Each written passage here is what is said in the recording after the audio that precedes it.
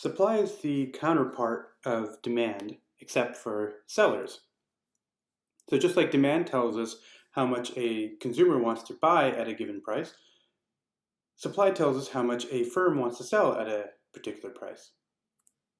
So again, this is also going to depend on various factors. So it's going to depend on production costs, it's going to depend on regulations, technology, and so forth. Just like demand is described by a demand function, supply is described by a supply function. So the quantity supplied is going to be a function of not just the price of the good, but various other factors as well. So sticking to our pork example, the quantity of pork supplied would be a function of not only the price of pork itself, but the price of hogs, which would be the input for pork. Right, so again, based on some study, according to this textbook, in the Canadian pork market, the quantity supplied is described by the equation quantity supplied equals 178 plus 40 times the price of pork minus 60 times the price of hogs.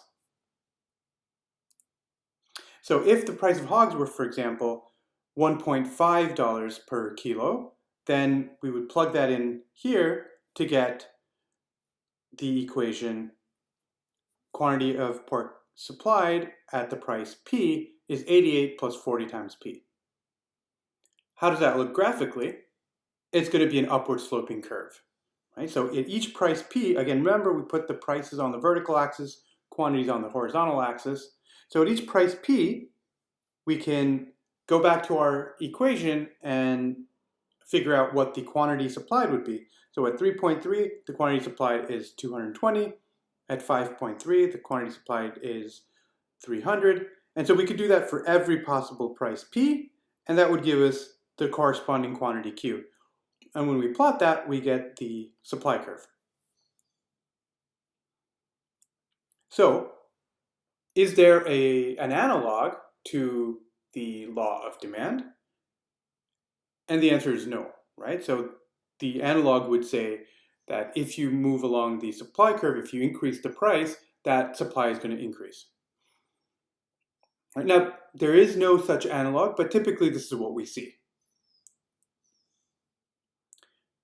Now, just like demand, again, changes to other things other than the price. So if the price of the good in question changes, we just move along the supply curve. But if the price of something else changes, or if anything else in the environment changes, and in our example here, if the price of hogs changes, that's going to cause a shift to the supply curve. Right, so let's say the price of hogs goes from $1.50 to $1.75. Well, that's going to cause the supply curve to change from what it used to be to 73 plus 40 times P. So this caused the supply curve to shift inwards. So at any given price, there's a lower quantity of pork being supplied. That's because the input is more expensive. So how does that look? At a given price 3.3, the supply curve shifts inwards.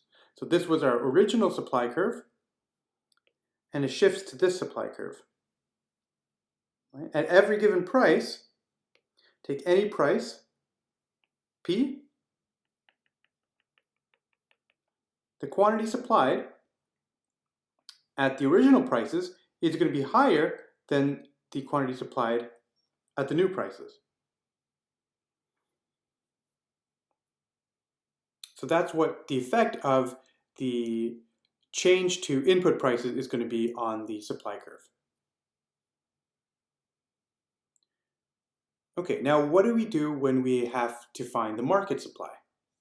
Just like demand, we add them up horizontally. Again, it's important that we add them up horizontally. So we'll see this with, why don't we look at an example where we look at domestic and foreign supply and add them up to get total supply.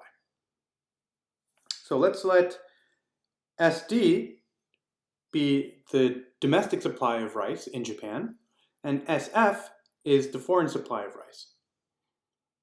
So what's the total quantity supplied? At a given price P, The domestic suppliers give you this much. The foreign suppliers give you this much. So in total, we just have the sum of those.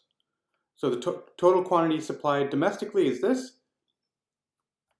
Total quantity supplied by foreign suppliers is this. So we add them up to get the total supply.